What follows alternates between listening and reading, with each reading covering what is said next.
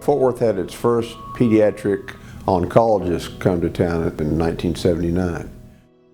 His name was Dr. Miali, and he had seen Ronald McDonald houses in other places where he had served, and he got the ball rolling.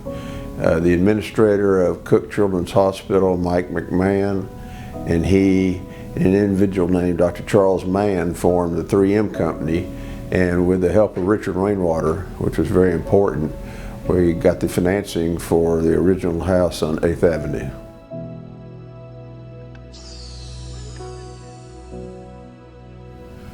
Well, it was great just getting the first house open and running. It had 11 rooms for families, and we were very fortunate. The first few house managers were the wives of seminary students, and so they had a lot of faith and were very sturdy ladies and were very helpful, because the incidence of childhood cancer and failure was much higher then than it is now. You know, great strides have been made in 40 years. I think we were surprised to see that a large number of families that stayed with us were utilizing the neonatal facilities over at Harris and Fort Worth Children's because of the preemie births. So that facility was, I'm going to say, a mile and a quarter from the hospital. We didn't own any vehicles, and transportation of the families to the hospital was a real challenge. So in time we recognized that we needed to be much closer to the hospital and serve as a de facto extension of the Children's Hospital in this neighborhood.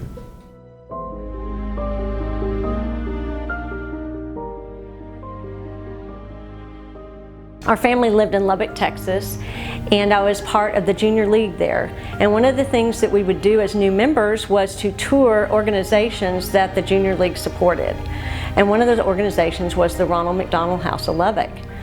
At the time I had 3 young children, and the minute I walked in the doors there, I just can't tell you how that made me feel. The mission of the Ronald McDonald House really touched me, being a mom of young kids. After that tour there in Lubbock, I wanted to get involved, and so I started volunteering there at the house, and actually held a job there for about a year until our family moved back to the Metroplex. And once we were here, I thought, you know what, I want to get involved with either the Dallas Ronald McDonald House or the Fort Worth House. And so I contacted both houses to see if there were any openings. And sure enough, the Fort Worth House, there was an opening for a part-time administrative assistant. And that worked perfect for my schedule. So I started working here 20 years ago as an administrative assistant, and then I've held different roles throughout the years and have been the leader of the organization for the past 13 years.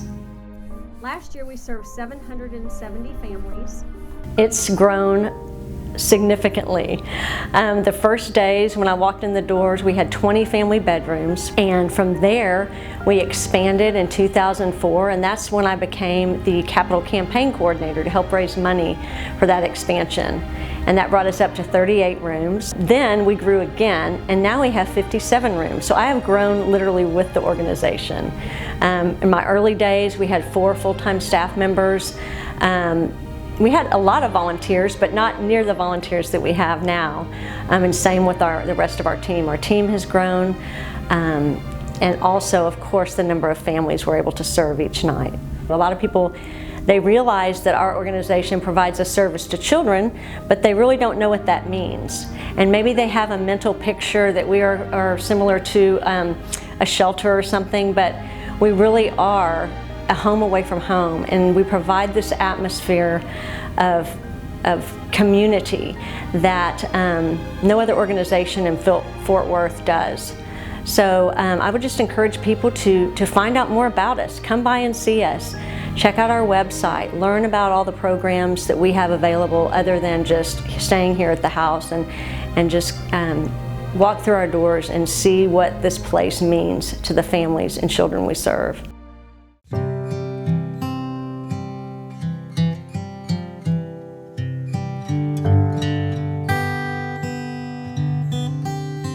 I was sitting in my office one day minding my own business, and a gentleman named David Goodrow gave me a call, and he said, "Congratulations, you're the newest member of the board of directors of the Ronald McDonald House." And I said, "Well, that's real interesting, David. I don't recall applying to be on the board of directors." He said, "Look, we're going through some transitions over here. We got a new executive director, a lot of things going on. I really need your help." And David has been very good to me, so I agreed to come on board.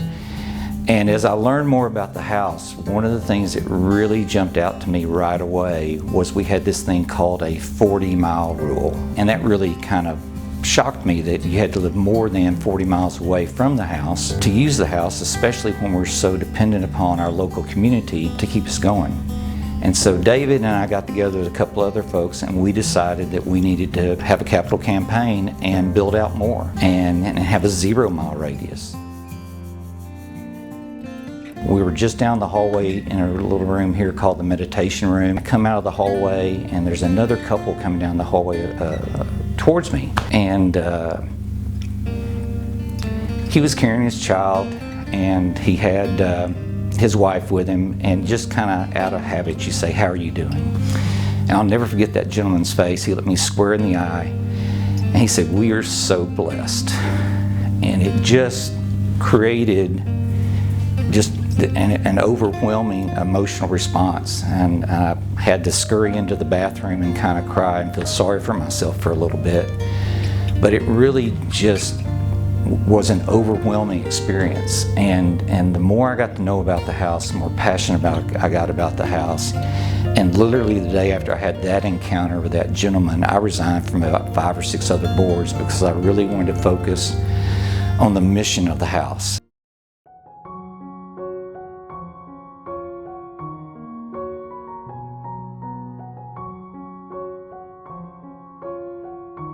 Community has and will always be an important pillar that makes the Ronald McDonald House of Fort Worth execute day in, day out, week in, week out, 365 days out of the year.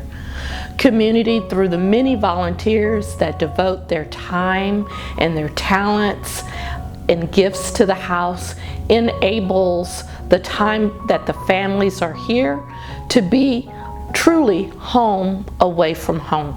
Anytime I have the opportunity to share with the community why it's important to donate time, talent, money to the house, I do that because community will always be the core that allows the Ronald McDonald House of Fort Worth to operate.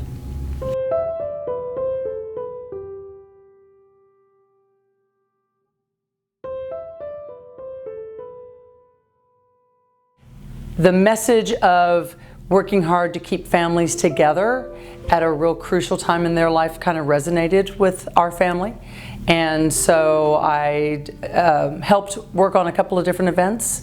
And then Jennifer Johns can be very persuasive.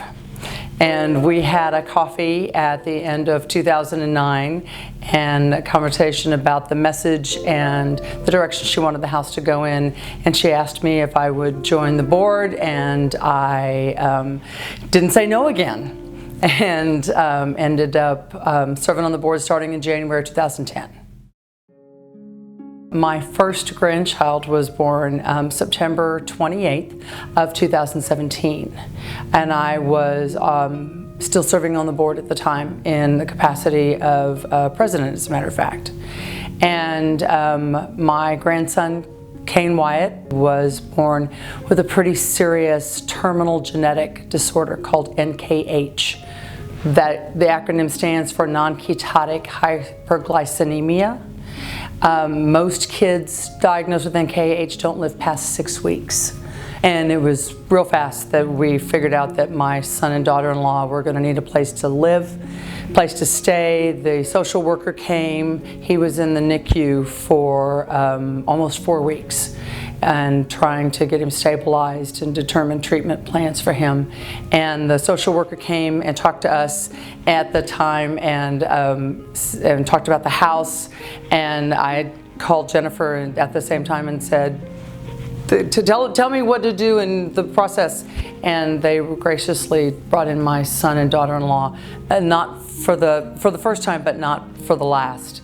We're blessed that my young man is going on 4 years old at the end of September. I got to see firsthand the love and the care that this group of people brings to the families that stay here. And not just the mom and dad in the midst of the crisis in the middle, but the extended family members that are able to help support them in and out, and are able to help them weather their storm, whatever that looks like, because it's all encompassing when it happens. It takes over the world. Nothing else matters except how you're going to support your kid and how you're going to try to help them get through that process. And this place, being within walking distance of the hospitals that it serves, is pretty spectacular that way.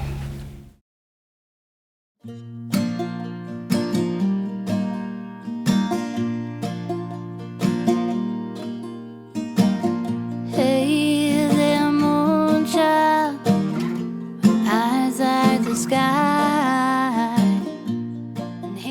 When our kiddos are able to go home, it's kind of bittersweet because many of them stay here several months at a time and come back and forth for years as their child's going through treatment. But it is so amazing just to be able to celebrate them when they're able to go home. It's hard to be away from your home. It's very hard to be away, and particularly for a child who maybe that's the only place that they've ever even been is home. Maybe they haven't traveled at all, and just to be able to go back home to familiar surroundings and family and friends that love them, it's wonderful to be able to celebrate that. So those are always great days. I think when it comes to fundraising, there's no easier task than raising money for children, particularly children that are sick. And when we told our story and they saw our outreach, and when they saw the results and the accolades, it was time consuming, but it was not that difficult a task. It was kind of a labor of love.